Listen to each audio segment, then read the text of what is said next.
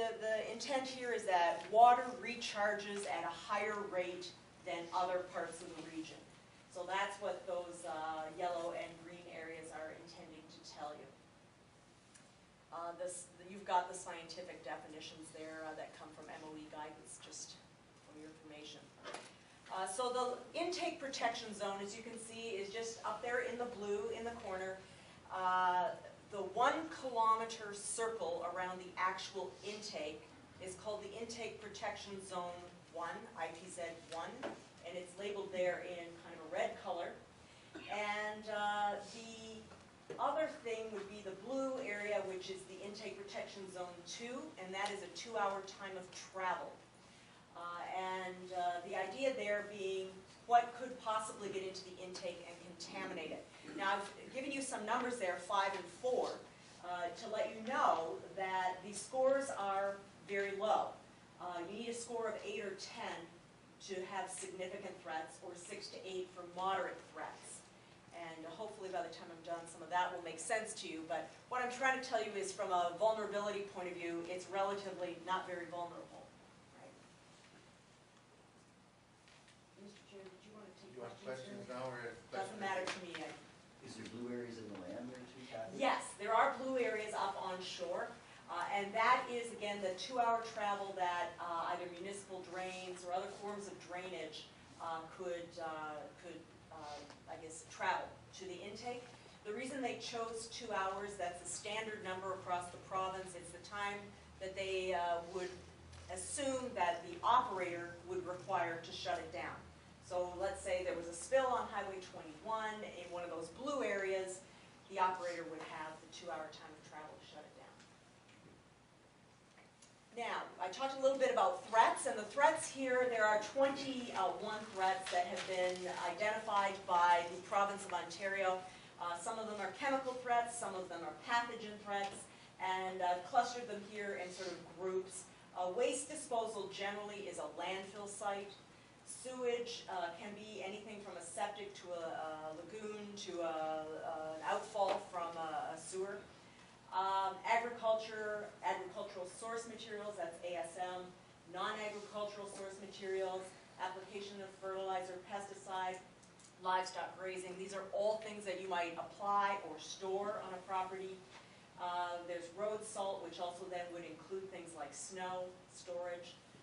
Some industrial, but these could also happen on other kinds of properties, but fuel storage. DNAPLs are dense, non-aqueous phase liquids. Basically, they sink and they're very deadly.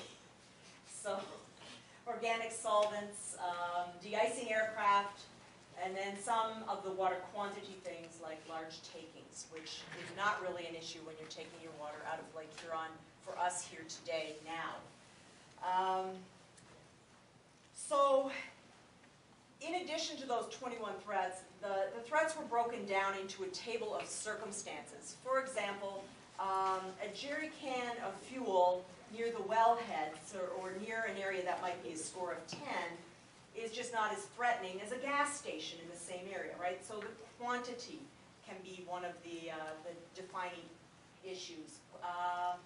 The nature of some of the other activities that are going on around it. So there are all of these circumstances. There's about 3,000 circumstances, most of which don't really pertain to us, but we've had to sift through and figure out which ones do and write the plan toward those ones. So a threat can be significant, moderate, or low, and that's a combination of the score and the nature of the circumstance of the threat. And so again, the province has matched all of these things up, and we had to go through and look for what might potentially be a threat if it was allowed to happen. So if a gas station was not in an area that was 10 and then someone decided to build one, they had to write policies to say, no, that can't happen. And then they also had to write policies for how to manage some of the existing threats that are out there. This particular Source Protection Committee really wanted to emphasize education, followed up by risk management, and then if something didn't exist today, they wanted to put in place policies that would prohibit it from developing. So does that making sense to everybody? That's sort of the three thrusts of it. And so the other thing that they can do is they can also write policies that would prevent moderate or threats from becoming significant, and also some policy for moderate threat. Now the difference is if it's a significant threat that the policy is for, it's a you must do it kind of policy. If it's a moderate threat, it's that have regard for. Does that expression mean something to everybody? Have regard for kind of policy. So when you talk about the highly vulnerable aquifers, the significant recharge areas, the score there for chemical, these dense non-aqueous phase liquids, or pathogens is a 6. That's the vulnerability of the land.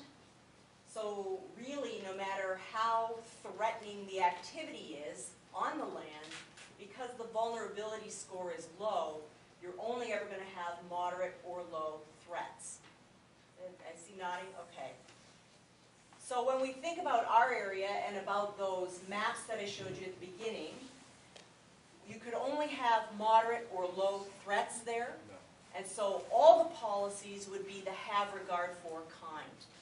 Now because this is a little bit complicated, the committee really focused on the things that they had to do, which was provide policies for significant threats. You know what, I snuck an extra slide in on you. I'm sorry, my friends. I have saved this onto this laptop just in case people wanted it. Sorry, bad person, I know. What I did is you have received the draft plan, and sitting there in the back of that draft plan under section 6 are policies for moderate and low threats. So the only policies that this council would want to read through, because you might have to have regard for them, would be these ones.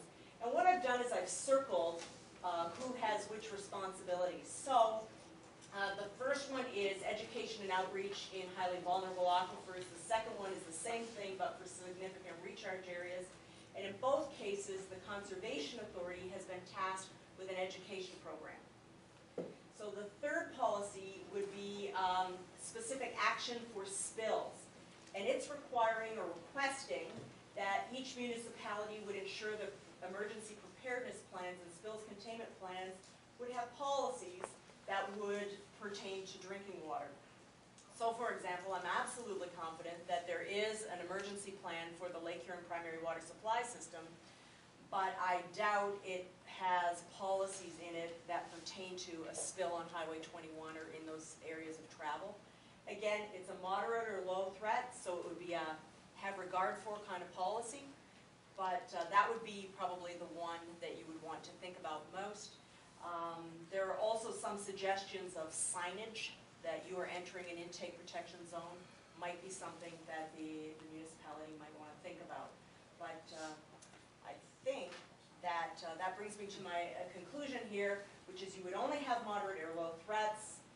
This even includes the Lake Huron primary water supply system. We've described that there are a variety of tools. I didn't talk about land use planning prescribed instruments because you can only use those where the threat is significant. So it's just really a lot about good stewardship. And finally, just a reminder that if you have comments about the plan, we would like, the Source Protection Committee would like to see them. If you could send them to us in mid-March, they could look at them at the end of March. And I don't know why it has that last sentence, it should be submission of the Source Protection Plan in August of 2012. So, interesting. Anyway, so there you go. Okay, thank you. Thanks. I'll sit over there and take questions. Mr. Russell has some, Councilor Russell has some questions. As usual, Kathy, very professional. Is that slipping in that slide, just to see if we read it? Yeah, just to make sure.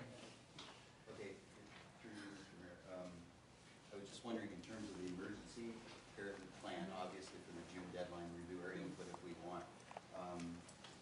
You people have done a lot of work. Do you have a template for the municipalities for that type of thing that we could add to our emergency preparedness plan? I do not, but it would not be hard to produce. Since you two talk so well,